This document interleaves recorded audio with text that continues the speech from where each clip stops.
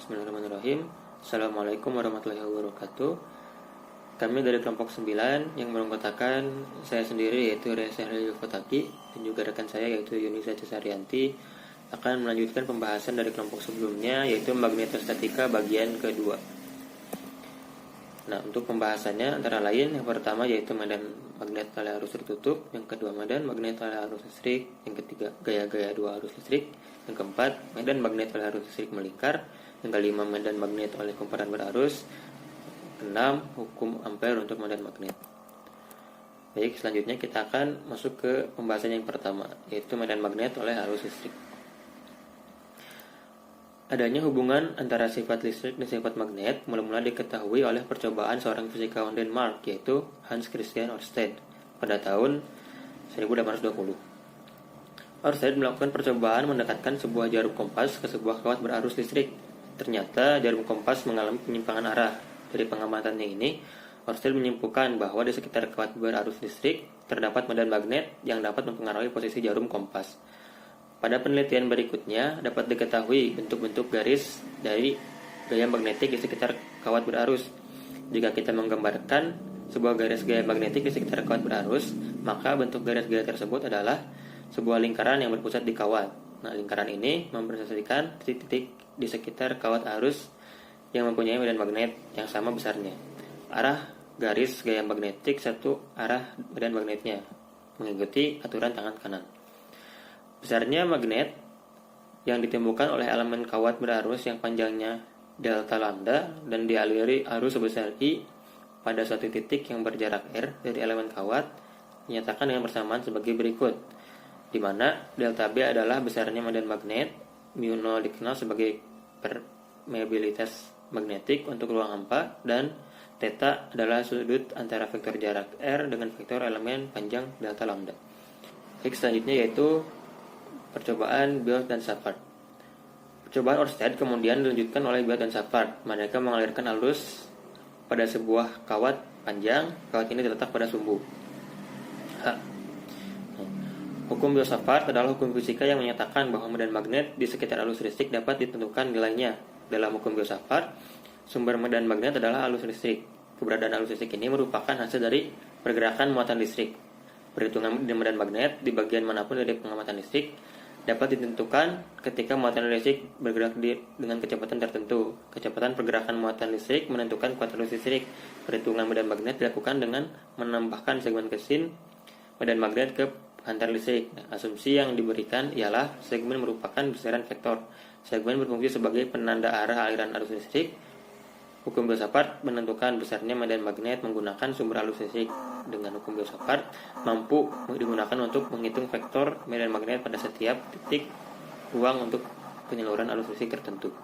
Mereka kemudian memformulasikan medan magnet induksi B yang diantarkan oleh kawat lurus dengan persamaan sebagai berikut. Jadi selanjutnya yaitu gaya Lorentz pada dua buah kawat arus yang sejajar. Arus listrik adalah muatan yang bergerak. Jika sebuah kawat arus diletakkan di dalam medan magnet dan kawat juga akan mengalami gaya Lorentz. Di samping itu, kawat arus juga menimbulkan medan magnet di sekitarnya. Apabila dua buah kawat arus diletakkan sejajar, maka masing-masing kawat akan menghasilkan medan magnet yang mempengaruhi satu sama lain, sehingga masing-masing kawat akan mengalami gaya Lorentz. Jika dua buah kawat arus sejajar yang sangat panjang dialiri arus listrik dengan arah yang sama, maka arah medan magnet pada masing-masing kawat adalah seperti pada gambar, sehingga gaya Lorentz yang dihasilkan pada kedua kawat tersebut seolah-olah bersifat tarik-menarik. Akibatnya, kedua kawat akan melengkung ke dalam, sehingga pada masing-masing kawat bekerja gaya Lorentz yang arahnya seolah-olah tolak-menolak. Akibatnya, kedua kawat akan melengkung keluar. Gaya Lorentz yang bekerja pada masing-masing kawat sejajar ini sama besarnya, dan besarnya dinyatakan dalam gaya persatuan panjang, seperti persamaan di bawah ini, di mana I1 dan I2 adalah besarnya arus yang mengalir pada masing-masing kawat 1 dan kawat 2, dan lambda adalah panjang kawat dan D adalah jarak antara kedua kawat. Baik, untuk materi selanjutnya akan disampaikan oleh rekan saya yaitu Yunisa Cesarianti. Baik, Untuk selanjutnya yaitu pembahasan mengenai medan magnet oleh arus melingkar. Nah, di slide PPT ini terdapat satu gambar. Satu gambar ini menunjukkan contoh dari adanya medan magnet oleh arus melingkar. Contoh ataupun implementasi dari arus melingkar yang tadi. Nah, medan magnet di sekitar kawat melingkar berarus listrik mempunyai konsep yang sama dengan medan magnet di sekitar kawat lurus berarus listrik. Arah medan listrik dapat ditunjukkan dengan kaidah tangan kanan, yaitu ibu jari menunjukkan arah medan magnetnya, sedangkan genggaman dari 4 jari menunjukkan arah arus listriknya. Besar dari medan magnet di pusat kawat melingkar berarus listrik tergantung dari besarnya arus listrik itu sendiri yang mengalir dan besar dari jari lingkaran kawat berarus listrik yang mengalir. Adapun untuk persamaan dari medan magnet oleh arus melingkar ini seperti pada slide terlihat, yaitu di sini persamaannya itu dengan menggunakan Bx dengan variabel mu0 dikali dengan I dikali dengan A dibagi dengan 2 dikali R kuadrat dikalikan dengan sin theta atau sudut yang terbentuk dari adanya medan magnet oleh arus melingkar ini. Nah, kemudian jikalau ada jumlah lilitan yang berpengaruh terhadap lilitan kawat yang berlaku gitu ya, persamaannya akan berubah variabel lagi. Jadi variabelnya ditambah dengan variabel n. Di sini n sebagai variabel jumlah lilitan. Ini untuk persamaan jikalau medan magnetnya itu di arus melingkar, jadi di sepenuh arus melingkar.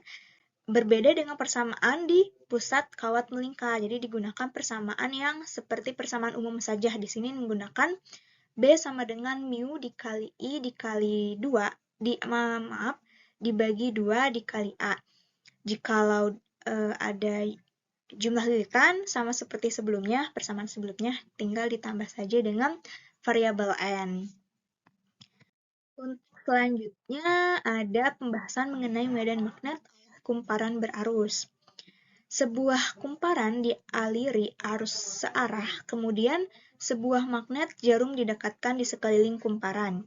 Ternyata kumparan mempunyai sifat seperti magnet batang dengan memiliki kutub utara dan selatan, seperti bisa teman-teman lihat di gambar di bawah ini. Kemudian sebuah kumparan kawat panjang dengan banyak lilitan itu disebut dengan solenoida. Dengan demikian, sebuah solenoida bekerja seperti sebuah magnet ketika arus listrik mengalir melalui solenoida tersebut. Kutub utara dan kutub selatan berubah sesuai dengan arah arus tersebut. Medan magnet solenoida dapat diperkuat dengan memperbesar jumlah lilitan di kumparan itu atau besar arus yang mengalir melalui kawat tersebut. Nah, dengan adanya hubungan magnet ini, jadi kuat medan magnet yang bergantung pada seberapa besar arus yang mengalir pada lilitan koil. Semakin besar arus, maka semakin besar pula medan magnetnya. Jadi koil di sini itu berperan seperti sebuah magnet batang yang memberikan medan magnet sebanding dengan ampere lilit yang ada gitu. Jadi di sini untuk medan magnet oleh kumparan berarus, persamaan yang digunakan yaitu ampere lilit sama dengan I dikali N sama dengan GGM atau gaya gerak magnet itu sendiri. Selanjutnya ada hukum ampere untuk medan magnet. Dalam kajian elektromagnetik, adanya muatan listrik yang mengalir dalam suatu konduktor dapat menghasilkan sebuah medan magnet. Untuk mengetahui kuat medan magnet dari adanya arus listrik tersebut, salah satu caranya yaitu dengan menggunakan perimplementasian dari hukum ampere itu sendiri. Nah, dalam menghitung kuat medan magnet menggunakan hukum ampere diperlukan beberapa langkah. Yang pertama itu adalah membuat lintasan tertutup yang kita definisikan sebagai C sedemikian rupa yang melingkupi sistem. Dalam hal ini sistem berupa kawat lurus panjang sehingga Lintasannya berupa lingkaran yang melingkupi kawat lurus panjang tersebut. Kemudian membuat lintasan tertutup ini dimaksudkan agar besarnya kuat medan magnet yang mana dalam hal ini didefinisikan sebagai B pada sembarang titik di sepanjang lintasan atau L di sini didefinisikan atau L akan bernilai sama atau konstan. Selain itu, lintasan tertutup akan membuat vektor elemen lintasan dalam hal ini didefinisikan sebagai D dikali IL dan vektor medan magnet didefinisikan sebagai B selalu membuat sudut yang sama pada setiap elemen lintasan. Dan langkah yang kedua, dengan mencari besarnya arus listrik total atau sigma I yang mengalir pada lintasan tertutup. Untuk persamaan yang digunakan pada hukum Ampere untuk medan magnet ini yaitu B dikali dengan 2πr sama dengan mu0 dikali I. Atau secara umum, kalau misalkan kita langsung disubstitusi gitu ya, dengan hanya mencari rumus B-nya saja gitu menjadi mu0 dikali I dibagi dengan 2πr. Itulah pemaparan materi mengenai magnetostatika bagian kedua. Alhamdulillah, terima kasih banyak kepada teman-teman dan juga dosen pengampu, kepada Ibu Endah Kurniayuningsi, Master Pendidikan Fisika, yang telah mengampu mata kuliah ini. Lebih kurangnya mohon maaf, karena saya dan juga Ray masih dalam tahap belajar, masih banyak materi yang mungkin masih belum tersampaikan dengan baik. Kurangnya mohon ampun, lebihnya semoga dapat bermanfaat. Wassalamualaikum warahmatullahi wabarakatuh.